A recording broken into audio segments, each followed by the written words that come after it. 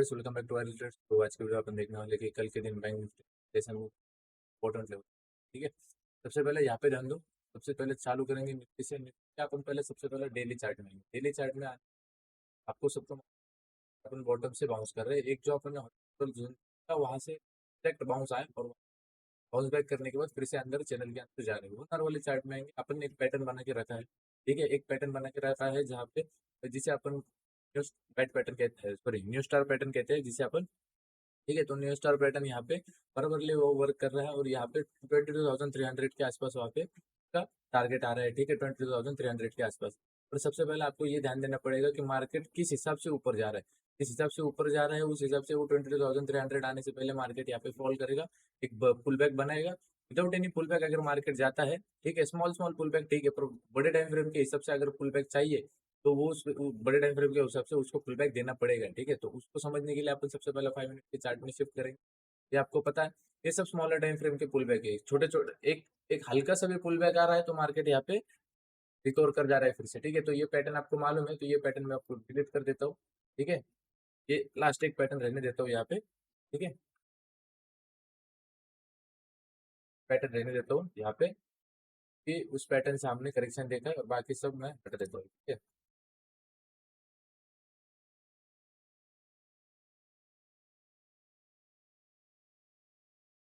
हाँ, नहीं ये रहने दो, ठीक है।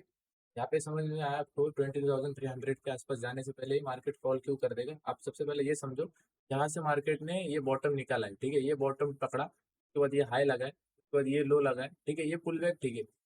इसके बाद जैसे आपने ये स्मॉलर टाइम फ्रेम में पुल बैक आता है, ये समझो आप, जैसे स्मॉलर टाइम फ्रेम में पुल बैक आता है वैसे बड़े टाइम फ्रेम में भी पुल बैक आना चाहिए। ये जब तक पुल बैक नहीं आएगा तब तक ये जो स्पीड है मार्केट की तब तक ऐसे ही रहेगी, स्लो एंड स्टडी। जब ये पुल बैक चाहिए, इसलिए मैं सेलिंग यहाँ पे प्रिडिक्ट कर रहा हूँ लाइव मार्केट में, ठीक है। तो यहाँ पे अगर पुल बैक आएगा तो फिर अपन ऊपर में जाने की, फिर ये इसमें स्पीड आएगी, न्यू बायर्स यहाँ पे ऐड हो गई। पुल बैक आएगा, एक सपोर्ट लेवल के आसपास आएगा तो फिर से यहाँ पे बायर्स को लोग ऐड करेंगे अपनी पोजीशन, ठीक है, और न्यू बायर्स भी ऐड हो गए। तो इसके लिए एक पुल बैक चाहिए। आपको एक ध्यान देना पड़ेगा यहाँ पे जहाँ से बॉटम निकाला इसने, ये फर्स्ट टच, सेकेंड टच और यहाँ पे देखोगे थर्ड टच, यहाँ पे लाइट एक थर्ड टच हुआ है और यहाँ पे इसने ट्रेंड लाइन को ब्रेक कर दिया है। तो मतलब यहाँ पे 3 टचेस हो चुके हैं और ट्रेंड लाइन पे ब्रेक डाउन हो चुके हैं। और सबसे इंपॉर्टेंट पॉइंट यहाँ पे एक एबीसीडी पैटर्न है, मतलब यहाँ पे हमारा एक रिजेक्शन लेवल पे बैठता है जो मैंने आपको आज लाइव मार्केट में निकल के दिया।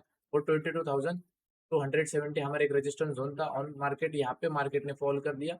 और जिस हिसाब से ऑप्शन मूव कर रहे हैं उस हिसाब से अपन ऑप्शन में पैसे बना ही नहीं सकते अभी के लिए। फिलहाल ऑप्शन बाइंग में आप स्कैल्प कर सकते हो, सपोर्ट से बाय, रेजिस्टेंस से सेल, और आप बड़े टारगेट के लिए बैठ नहीं सकते, ठीक है। 20-21 के आसपास ये जो है विक्स यहाँ पे चल रहा है तो वॉलेटिलिटी बहुत ज्यादा है, ठीक है। तो ये समझ में आए। यहाँ पे ध्यान दो, आपको एक पैटर्न दिखेगा, आप अगर ध्यान से देखोगे तो आपको एक पैटर्न दिखेगा। यहाँ पे दिखा देता हूँ मैं, ये देखो, ये फर्स्ट राउंड, ये सबसे बड़ा राउंड, ठीक है, और ये अभी थर्ड राउंड बनेगा, ठीक है। तो ये जहाँ पे आपको मिलता है इसे अपन कहते हैं head and shoulder pattern. Head and shoulder pattern के हिसाब से यहाँ पे ये फर्स्ट शोल्डर, ये मिडल हेड और एक शोल्डर, ठीक है। तो ये ऐसा हेड एंड शोल्डर पैटर्न रहता है। तो ये पैटर्न का ब्रेकडाउन कहाँ पे है, 22,000, ठीक है।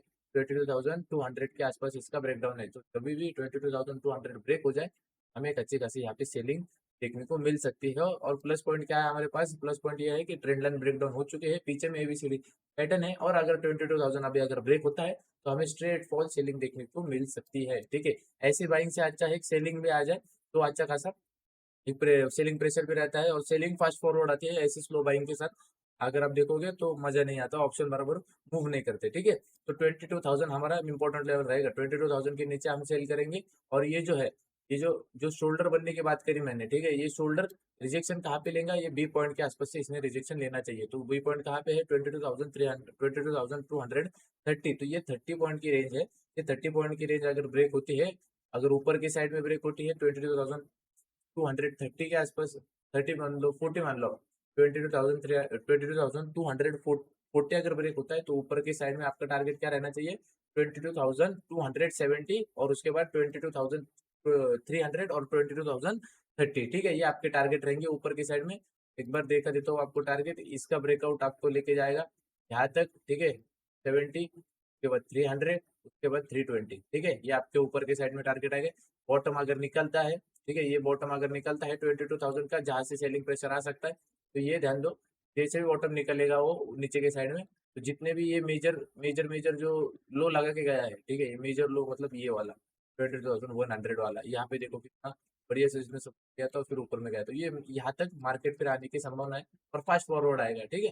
तो 22,000 कल के लिए इंपॉर्टेंट सपोर्ट जोन रहेगा, अगर वो ब्रेक होता है तो हेड एंड शोल्डर एक्टिवेट हो जाएगा और हेड एंड शोल्डर के भी टारगेट 22,100 तक ही है, ठीक है। अभी आएंगे बैंक निफ्टी के ऊपर। बैंक निफ्टी के ऊपर यहाँ पे आते हैं तो ज़्यादा कुछ डिफिकल्ट नहीं है बैंक निफ्टी का एनालिसिस। बैंक निफ्टी का जो आपको पता है, अपन कोरोना से जो ट्रेंड लाइन फॉलो कर रहे हैं उसी ट्रेंड लाइन के अंदर वो अभी फिलहाल चल रहा है, ठीक है। यहाँ पे देखो उसने आज के दिन पूरे दिन में कुछ मोमेंटम करा नहीं है, ठीक है। तो बहुत सिंपल सा है, उसके डे हाई के ऊपर मतलब जो आज का हाई है, मतलब हाई भी नहीं, 47,920 समझ लो, 47,920 के ऊपर आपका बाय रहेगा फॉर टारगेट 48,000, ठीक है। 100 पॉइंट का फर्स्ट टारगेट रहेगा 48,000 का, और 48,000 के बाद यहाँ पे सेकंड टारगेट रहेगा 48,100, ठीक है। अगर सेलिंग की बात करो, जो सेफ ट्रेडर हो गए वो इस लो के नीचे मतलब 47,600 के नीचे आपको टारगेट मिलेगा 47,500। ज्यादा से ज्यादा नीचे में कितना जा सकता है, 47,500, 40 या फिर 60 के आसपास ये जा सकता है, 40 60 के आसपास जा सकता है, उसके नीचे नहीं जा सकता 400 तक, ठीक है। क्योंकि वहाँ पे ये जो ब्लू लाइन है उसका एक सपोर्ट जो डायनेमिक सपोर्ट लगेगा, तो 47,500 60 50 के आसपास मान लो, ठीक है। 460 40 के आसपास मान लो, ठीक है। तो ये आएगा, और जो एग्रेसिव ट्रेडर हो गए उनके लिए यहाँ पे एक ट्रेड लाइन बना दिया मैंने। ये ट्रेड लाइन का ब्रेकडाउन होगा 47,000, जाते जाते देखो यहाँ पे ब्रेकडाउन हमें देखने को भी रहे, ठीक है। तो जैसे ये ट्रेंड लाइन ब्रेकडाउन होगी, ठीक है, ये ट्रेंड लाइन ब्रेकडाउन होगी और जैसे ये लेवल ट्रिगर हो जाएगा 47,800, तो आपका इंटरनल टारगेट रहेगा 47,700, नीचे में टारगेट रहेगा 47,600 और उसके नीचे में रहेगा 47,500। ज्यादा से ज्यादा 47,400 60 40 के आसपास आपका लास्ट टारगेट रहेगा, ठीक है। सेफ ट्रेडर के लिए क्या, सेफ ट्रेडर के लिए रहेगा 47,600 और रिस्क के ट्रेडर के लिए रहेगा 47,800 ट्रेंड लाइन ब्रेकडाउन होने के बाद।